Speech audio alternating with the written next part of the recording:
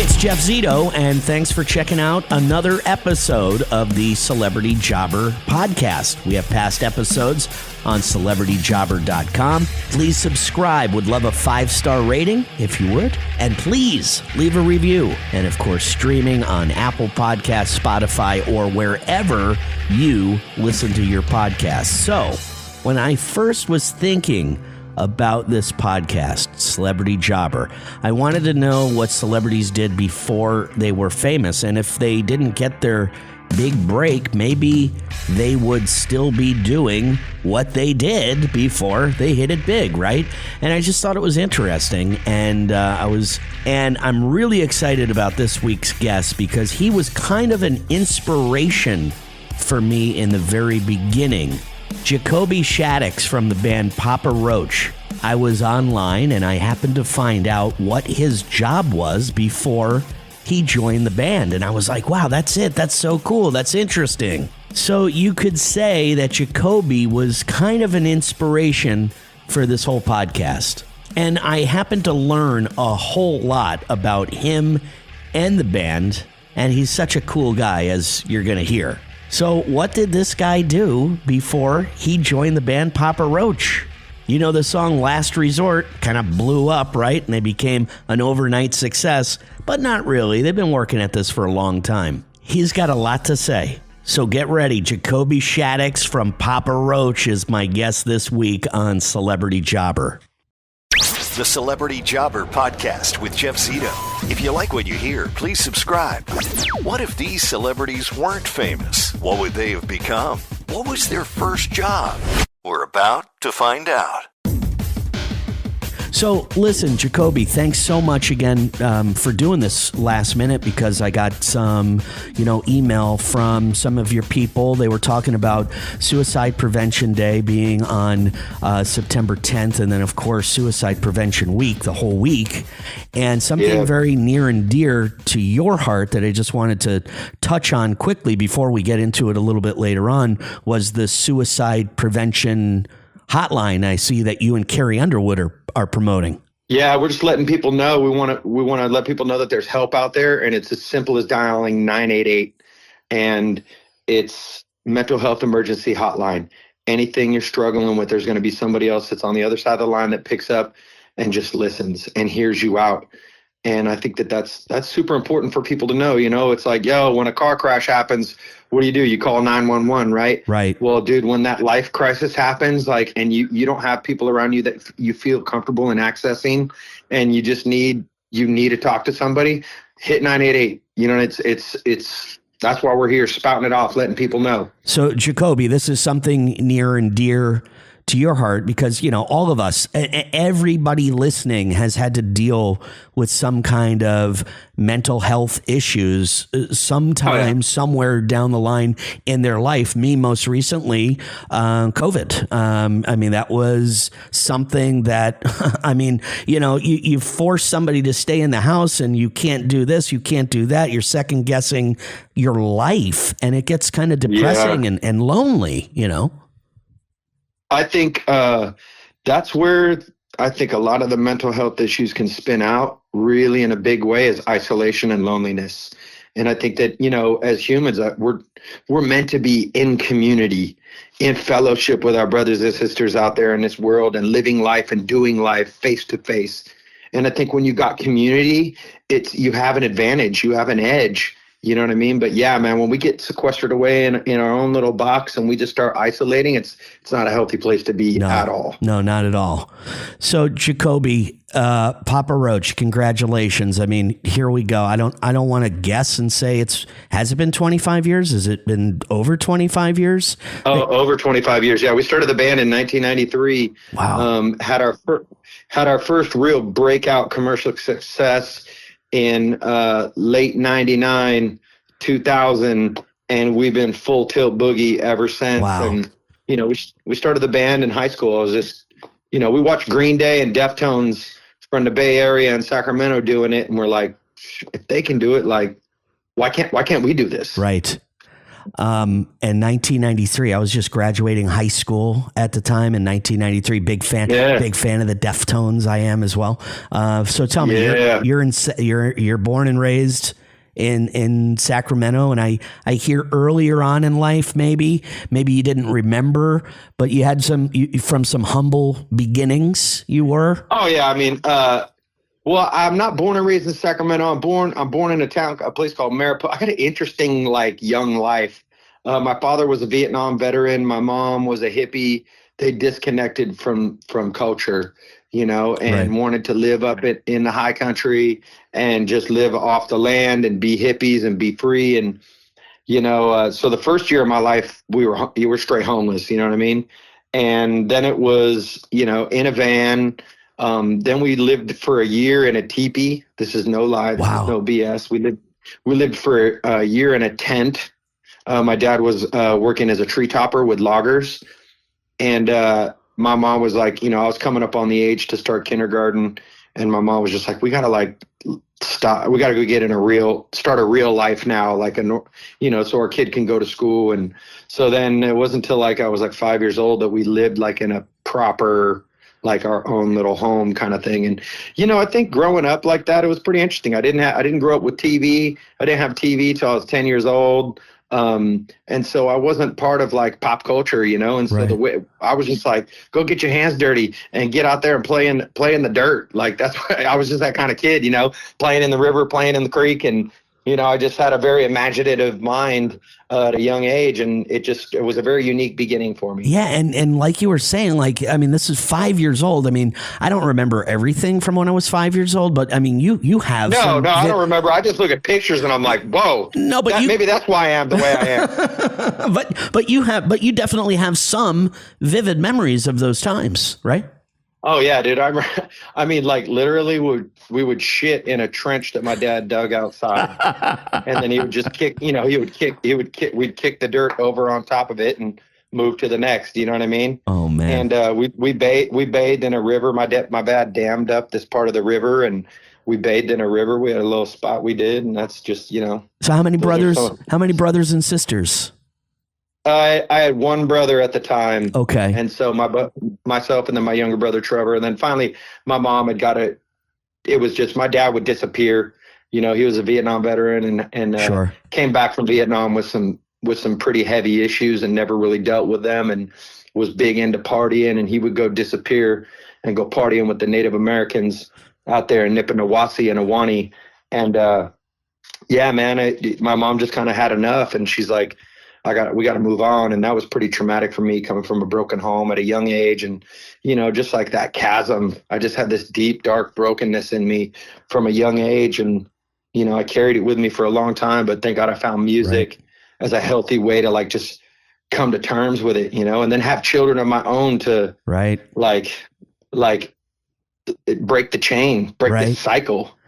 And just hearing you talking about that, how it was a traumatic time in your life. And the first thing I'm thinking about is the song. I mean, you wrote a song about that time in your life. So mom, kind of the rock of the family at that point in time? Was she oh yeah. Tell me what she did. What did she do for work?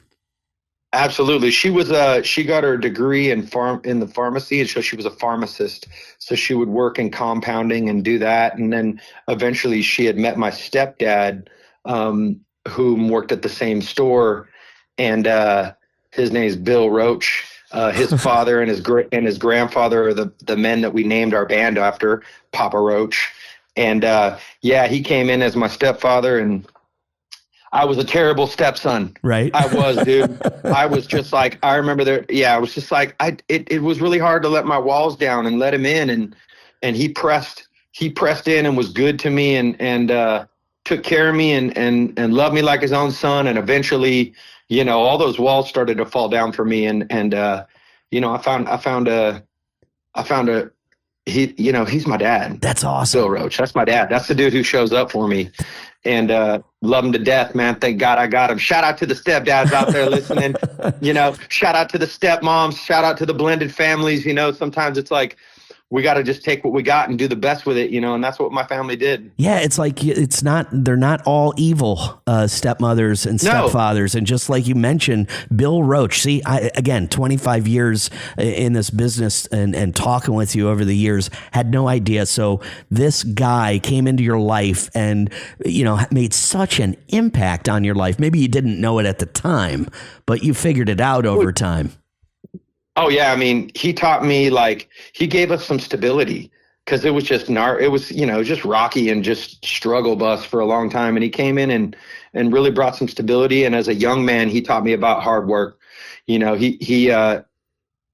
instilled that you go start your own business. When I was 14 years old, I started my own lawn mowing, car washing, babysitting, wheelbarrow will travel business, jack of all trades. Yeah, what do you call that if you had to make a business jack of all card? Trades, dude. Jack of all trades. That was my name. That was the name of my business. That is awesome, man. So you're 14, you came up with that. Yeah, did that, and then hustled my neighborhood and did that for years. And then I had an interesting job. I worked in a daycare. My mom ran a preschool, and she had a friend up the way that ran a daycare. And so I got certified in CPR and all that stuff. And at 15 years old, I worked in a daycare for a summer, that's totally wild. But I was great with kids. I had a little brother at the time that was 12 years younger than me. Right. So I was very familiar with babysitting my little brother. So my mom was like, "Oh, you could go work up there." And then I had enough of that, and then I was got a job as a dishwasher. Yeah, that happened. Yeah, we all got one of those, right? I said the dishwasher job was a blast. What the thing is, man? I always enjoyed my work that I did, because it wasn't. I had no problem just getting my hands dirty and handling my shit. You know what I mean? Right. That was never the problem. Oh, I'm above this job. What I really liked about it was the people. Right. If I was working with good people, I was I'm cool, dude. I could do this hour. I could do this for 10 hours. Let's go. It's just I got the homies with me. Yeah. It's just it's just meeting people, learning about people, knowing their story. And it's you just learn a lot about life. I worked in a dinner theater, and for the first time, I'm 16 years old, and I meet these two gay guys, George and Fred, who became my work parents. And and then I understood more about, I wasn't making jokes about them being gay anymore. I understood. You learn about the world through people. Man. Tell me about music, Jacoby. When does music enter your life? So I was a fan from when, I was in the front yard with the wiffle ball bat, fake air guitaring, from when I was real young. And I knew that I was a little obsessed with music when my mom asked me when I was 12 years old what I wanted to be for Halloween, and I told her I wanted to be Liberace. I wasn't expecting I was Liberace. Oh, dude, it's a hot costume, bro. Red crushed velvet. It was the whole thing, man. It was a big deal. But yeah, man, when I really was wanting to chase after it, I was 16 years old, and I met my drummer, Dave Buckner. Yeah. He and I had this wild idea of starting a band. And he was a drummer. I was a drummer. We put our drum sets together, and then he was better than I. So I went and I bought a bass guitar, and so I started playing bass. And then my bass guitar got stolen out of the back of my truck, and I was just man, what gives? Dave was dude, just be a singer, man. This other kid he could play bass. He's got a setup. And so then we started playing, then I started singing, and then right after that, we got Jerry Horton in the band. And then Tobin joined the band, and that was 1996, right, when it was all the core members.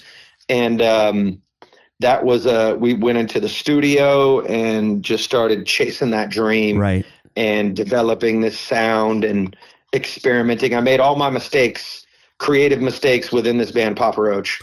All the things I can't, you want to sweep under the rug because they're just terrible creative ideas. Right. I did them in Papa Roach, and you can go listen to them, and some of them are absolutely horrific, but it's you got to start somewhere. You do.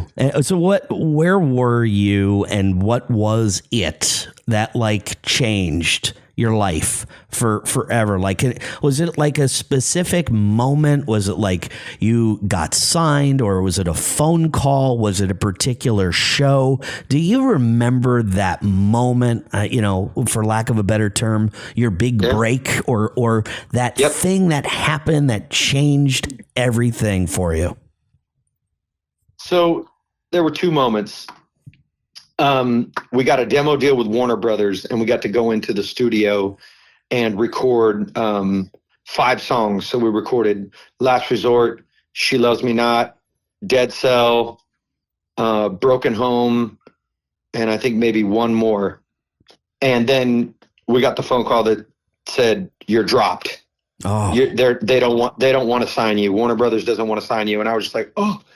And then this company named DreamWorks, this guy by the name of Ron Handler came out to a show, and he started coming out to a few of the shows, and he was kind of courting us. And I remember we finished up a show it was called Slow Brew in San Luis Obispo, and we were standing around outside in a circle, and it was us and our manager and my wife, who was my wife at the time and still my wife, was there with me, and we were all standing in a circle, and Ron was just pretty much like, Ron Handler, he's pretty like, "All right, guys, well, what do you think? You want to do this? You want to be on DreamWorks Records?" And we're just like, fuck yes. Like, we are all about it. We love what your company is about. We love what you're about. I mean, this is Lenny Waronker and Mo Austin. These guys were the guys that were signing like Jimi Hendrix and Janis Joplin. Wow. You know what I mean? They're that iconic. These guys were the heads of that company, and they were co-signing what we were doing. We're like,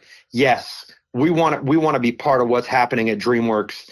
And that was just like, for us, just life-changing, so inspiring. It injected so much hope into what we were doing, because when we did it for 7 years before we had a record deal, right? And so it was like, the grand illusion only lasts so long. You know what I mean? Right. Before, you start to lose hope, and, luckily they came in and gave us a deal, and just, it changed everything for us. So you kind of alluded that there was maybe a second moment, because you seemed like you were really quick to say that story about getting signed to DreamWorks, but correct me if I'm wrong, it seemed like he had one more.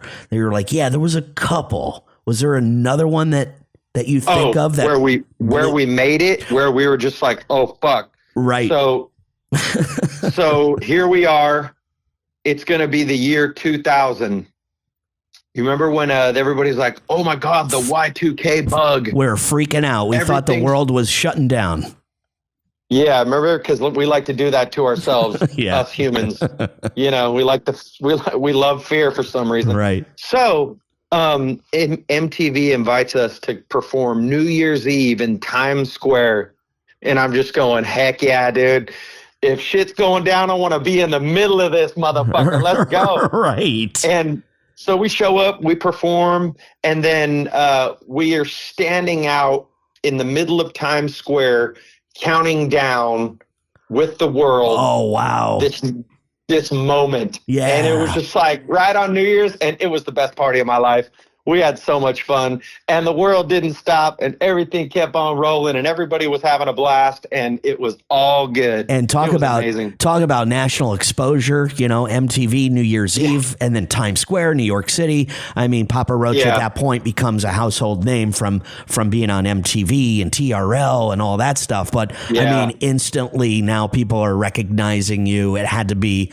I mean, is that weird? Like going from a regular guy that's just, a regular guy, where you see a buddy at a mall somewhere and then everybody notices you. Is that hard to kind of deal with? Is that like anxiety? Does that, It would just, the only time it would get weird is when we would get like mobbed by people.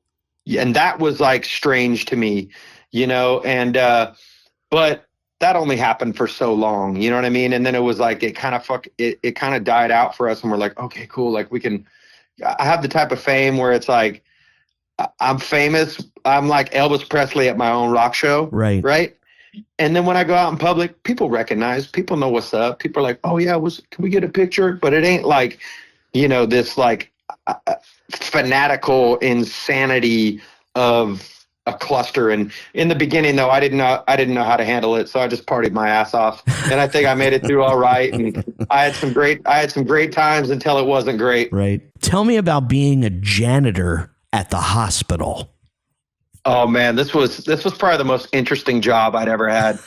And it was great because this was right in the time when Papa Roach was like turning into like the weekend warrior band. And so like, we'd play a Friday, Saturday, Sunday, and then I'd be back on Monday for work. And this job was really good with my schedule. And so I worked at David Grant Medical Center, which is a Air Force Base hospital.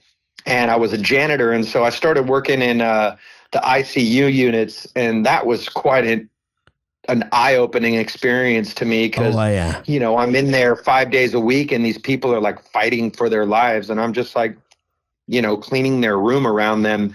And then I moved from the ICUs into the operating rooms, and I was doing turnovers, like in between procedures, I would go in and clean. I remember this one time I was like, dude, are we having a potluck today?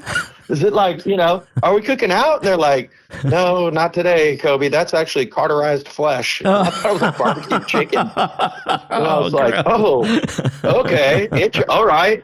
And then I did that for a while. Then I stripped and waxed floors. I did work nights and did that for a while. Then what else? Then I was like the trash guy. So I'd go around and pick trash. Then I moved on to linen. I issued the linens to the people that were in the hospital. And then my most interesting job there was I worked the incinerator and the autoclave. And the autoclave is you take all like the biohazard stuff and you'll put it in this thing, and it's like a steamer, right, and it compacts it and steams it to kills all the bacteria. And then the incinerator job was I would go to the OR and then to the operating room, and where else did I go? The OBGYN, and then I can't remember the last place, but yeah, I'd pick up these boxes, right? And I'm like, I would burn them. So I'm like, I'd shake it and be like, I wonder what body parts in this thing that I'm about to, burn. Man. Yeah. So it was an interesting job, man. And so that was like, odd job, but a cool job. I mean, you ever think about like Papa Roach? I mean, obviously when you're in the band and you're young, it's what, I guess you call the convenience of being young, because you're not thinking like, well, let's see what my backup plan is going to be if this rock and roll thing doesn't work out. I'm sure somewhere though in the back of your mind it was like, it is kind of a dream, and it is like, I don't want to say 1,000,000 to 1, but it kind of is. So at any point in time were you thinking, all right, if this band doesn't work out, I'm going to do what? No, never, not once. Right on. I was so wrapped in the grand illusion of this thing that it was like there was nothing else. It was like I was just so hyper focused on it, and so were the guys in the band. And it's very rare to have like a core of people that really are like, we're all pressing towards the same thing, because we didn't want to go back to, I could like be a manager at, and run one of those companies and do that. Like eventually, I could, but that was not in my focus. I was like, this rock and roll thing is it. Wow. Like it was just no other way, no other option. And were your parents like musical? Like, where did you get it from? Nah, my mom was not musical. My stepdad was not musical. My dad wasn't musical. My grandma, she was a chorus line singer. Okay. And my great grandfather was in the pit orchestra for the Marx Brothers. Oh wow! And so yeah, he played jazz. Yeah, he played jazz. He played in the pit orchestra. He played drums. He played clarinet. He played piano and saxophone. And so he would tour around with that. And so I think that kind of in the family bloodline is where it lies, I guess. But yeah, my mom, she knew that her mom loved music because she sang in the chorus lines, but my mom wasn't a creative type. I didn't have like music around the house growing up. It wasn't like somebody was picking up a guitar and singing songs around a fire. Like that wasn't part of how I grew up. It was like, I loved rock music, and it just blew my mind. And I just was like obsessed with it and I wanted it to be part of my life. Man, I got to tell you again, I really appreciate having this conversation with you. I mean, it was just mind blowing, all the different jobs that you had before Papa Roach, and then just getting to know a little bit about who you were before the band. Just incredible. I just want to say that right on. Jacoby, by the way, is sober since 2012. And yeah, man. And he has, very, very, the suicide prevention is something near and dear to his heart. So, was there ever a time, Jacoby, where mental health brought you to the brink? Oh yeah. 2012, the end of 2011, the beginning of 2012, it was like my rock bottom, my biggest, darkest, deepest struggles of my life, and my family was falling apart. Me and my wife, we separated, and I had to really take account of who I was. And I will just say that was just the darkest I had ever become. And I had to change something. And so sobriety was my way out. And I became, I was on a journey, this mission to like recover my life. And whether I could recover my family, that didn't matter at that point. Like I just had to get myself back. Like I was just lost. And so that was a very life-changing experience for me, because I stayed sober for a while, and my family was restored. Wow, great. Found God. Yeah, I found God. I continue to press in with God daily. It's my spiritual life is first and foremost to me. I find strength through Jesus Christ. But I'm grateful for that moment of struggle, like really, because I just was that guy that had to just nosedive into it completely and nearly destroy everything that I loved to wake up, because I was so lost in it. And I know that there might be some people out there listening, that might be on their way. And I would say this, I would say, you're only done when you're done, but don't be done when it's over. You know what I mean? Yeah, really do.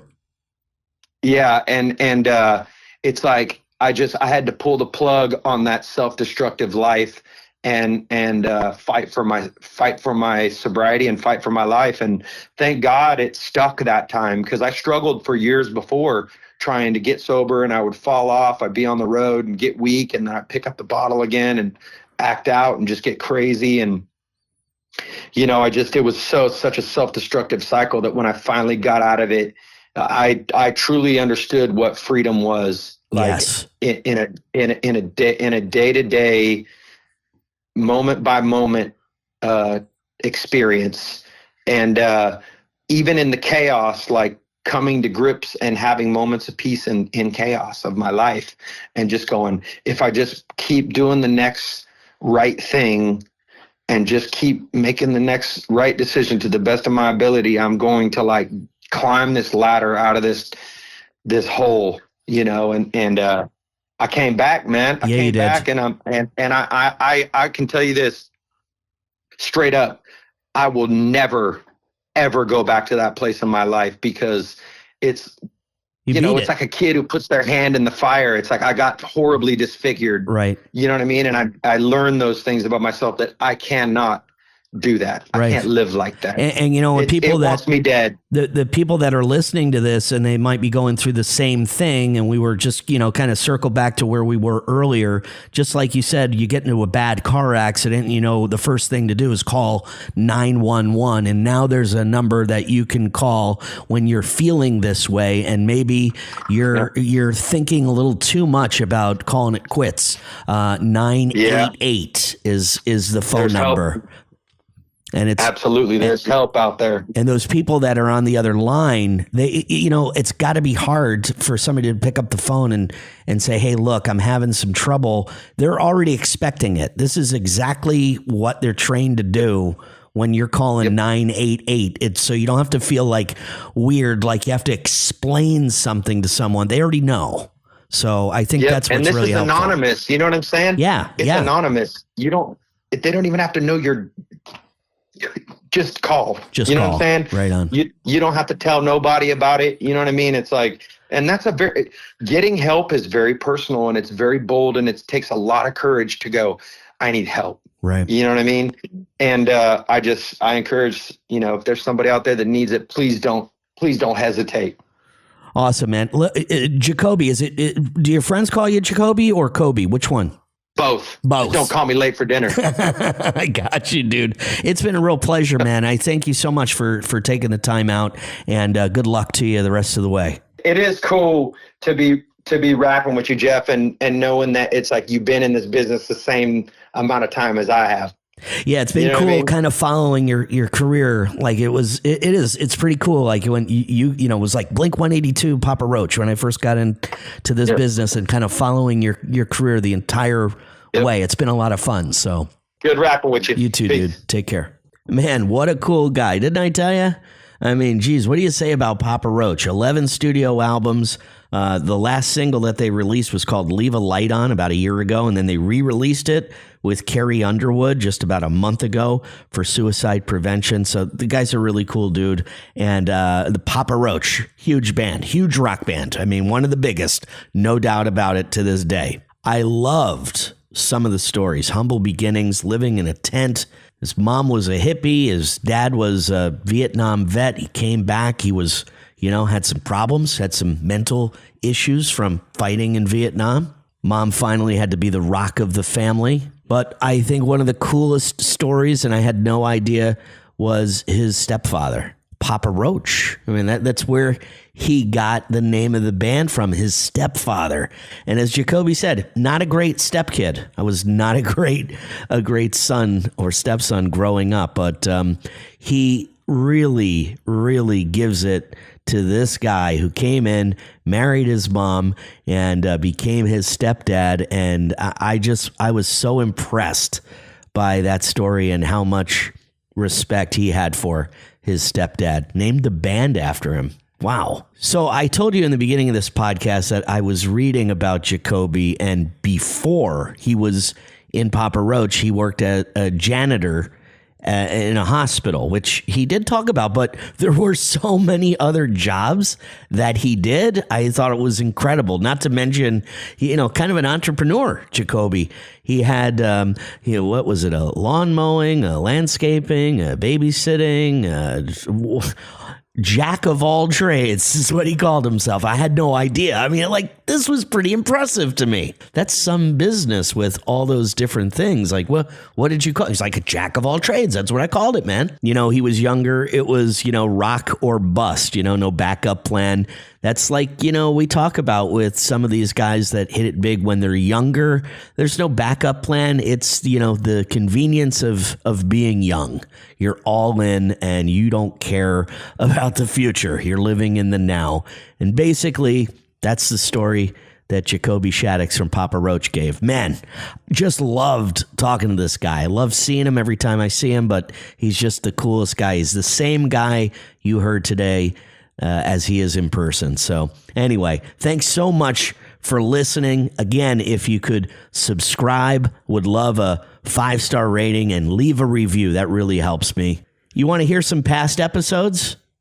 I had Joe Perry on from Aerosmith and Brian Johnson from AC/DC, the Shark Tank's Mr. Wonderful. I mean, the list goes on. We've had over 100 guests here in the past 2 years. So celebrityjobber.com. And you can also follow on Instagram, celebrityjobber_podcast, and youtube.com/the@celebrityjobber. Thank you so much for checking out another episode. 2 years strong, over 100 episodes, and we're not going to stop anytime soon. So thank you again.